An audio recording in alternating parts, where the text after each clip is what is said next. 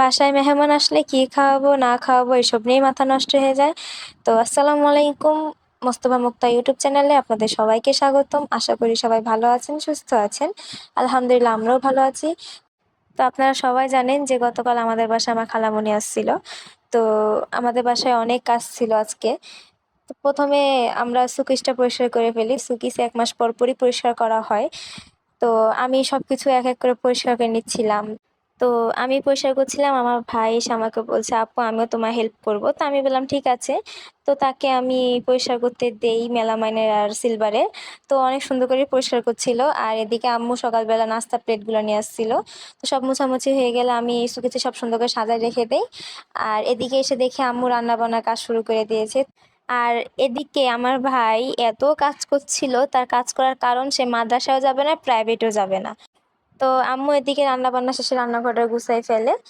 তো আমাদের সকালকার কাজ শেষ হয়ে যাওয়ার পরে আমাদের বিকালেও অনেক কাজ ছিল। আর আপনাদেরকে বলেছিলাম যে তালের রেসিপি আপনাদেরকে দিব। তো আজকে তাল দিয়ে ২ রকমের পিঠা হবে। তো একটা হবে তালের কেক আর একটা হবে তালের রস পিঠা। তো এদিকে আমরা বিকালকার নাস্তা সেরে ফেলি। তো নাস্তা খাওয়া হয়ে গেলে আমরা পিঠা বানাতে চলে যাই। তো এদিকে ১ম এ আম্মু তালের কেক বানানোর জন্য তাল নিয়ে ফেলে। তো তালের সাথে চালের আটা এড করে ফেলে পরিমাণ মতো। তো চালের আটা এড করার পরে আম্মু এখানে এড করে ফেলে হচ্ছে সুজি। তো সুজি প্যাকেটটা ফুল দেয় না, হাফ দেয়। তো সুজি দেওয়ার পরে আম্মু পরিমাণ মতো ইস্ট দেয়। তো ইস্ট দেওয়ার কারণ হচ্ছে যাতে কেকটা ভালোভাবে ফুলে। আর তারপরে আম্মু পরিমাণ মতো চিনি দিয়ে ফেলে। তো আমরা তো যেহেতু মিষ্টি কম খাই, তো আমাদের কম মিষ্টি দেওয়া হয়।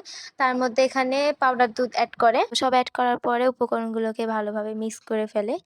তো আমাদের এদিকে একটু বেশি ঘন হয়ে গেছিল। তো কেক বানানোর জন্য হালকা ঘন করতে হবে। তো আমরা এদিকে একটু পানিতে আর বেকিং পাউডার দেই।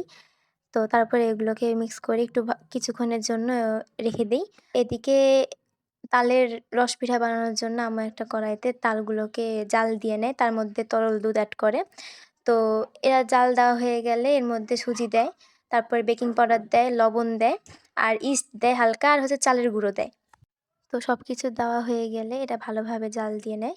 তো জাল দেওয়া হয়ে গেলে এটাকে কিছুক্ষণ দমে রেখে দিই যাতে পরে সানা যায়। তো এদিকে যে কেক বানানোর জন্য আমরা রেখেছিলাম, তো এরকম ফার্স্টে গোল একটা বাটি নিতে হবে যাতে কেকটা সুন্দর হয়। তো টিস্যুতে তেল নিয়ে আম্মু পুরো বাটিতে তেল লাগিয়ে নেয়। তো রেখে দেওয়া তালটি বাটিতে ঢেলে নিতে হবে। তো তালের উপরে বাদাম ছিটিয়ে দেওয়া হয়। তো বাদাম দেওয়া হয়ে গেলে আমরা রাইস কুকারে একটু হালকা পানি দিয়ে তালটি দিয়ে দিব। তো তারপরে ২০-২৫ মিনিটের মতো রেখে দিব। আর এদিকে যে আমরা তালের রস পিঠার করার জন্য যে জাল দিয়ে রাখা হয়েছিল, তো সেটা আম্মু ভালোভাবে সেনে নিচ্ছে। তো হালকা একটু হাতের তেল নিয়ে ভালোভাবে সেনে নেওয়া হয়। তো ভালোভাবে সেনে নেওয়া হয়ে গেলে রুটির মতন করে বেলে নিতে হবে। কিন্তু এটা যেন বেশি পাতলাও না হয়ে যায়, বেশি মোটাও না হয়ে যায়। তো তারপরে একটি চাকু নিয়ে যে যার মতন করে ডিজাইন করে কেটে নিবেন। তো আমরা এখানে সিম্পল ডিজাইনই করেছি। তো পিঠা বানানো দেখতে খুব ভালো লাগে, বাট করতে ভালো লাগে না। আমি একটুও হেল্প করিনি। আর পিঠা যা বানানোই হয়েছে, কিন্তু আমার একটা পিঠাও মুখে দেওয়া হয়নি, কারণ আমি মিষ্টি পছন্দ করি না একদমই। তো তারপর আমরা একটা কাঁটা চামচ দিয়ে এখানে সুন্দর করে পিঠাটা ডিজাইন করে নেই। তো আপনারা যে যার মতন করে ডিজাইন করে নিবেন। তো পিঠাগুলো বানানো হয়ে গেল সবগুলা। আর ওদিকে আমরা ২০-২৫ মিনিট তালের কেকটি রেখেছিলাম। তো তারপরে আমরা ২০-২৫ মিনিট পর তুলে নিই। তো তালের কেকটি অনেক সফট হয়েছে। তারপরে এদিকে আমরা তালের রস পিঠা বানানোর জন্য চিনির শিরা বানিয়ে নিতে হবে। তো চিনির শিরা বানানোর জন্য ফার্স্টে আমরা পরিমাণ মতো চিনি দিই। তারপরে এদিকে কাঠ আর এলাচ দেওয়া হয়। তারপর পানি আর লবণ দিয়ে ভালোভাবে জাল দিয়ে নিতে হবে। তো এদিকে পিঠাগুলো ভাজার জন্য আমরা একটা কড়াইতে তেল নেই। তো তেলটি গরম হয়ে গেলে একে একে সব পিঠাগুলো দিতে হবে। তো ভালোভাবে পিঠাগুলো ভাজা হয়ে গেলে তুলে নিয়ে একটা বাটিতে রেখে দিতে হবে। তারপরে একটি ননস্টিক কুকারে আম্মু রেখে দেওয়া চিনির শিরাগুলো দিয়ে তারপরে তার উপরে পিঠাগুলো দেয়। তো পিঠাগুলোর উপর দিয়ে আবার চিনির শিরাগুলো দেওয়া হয়।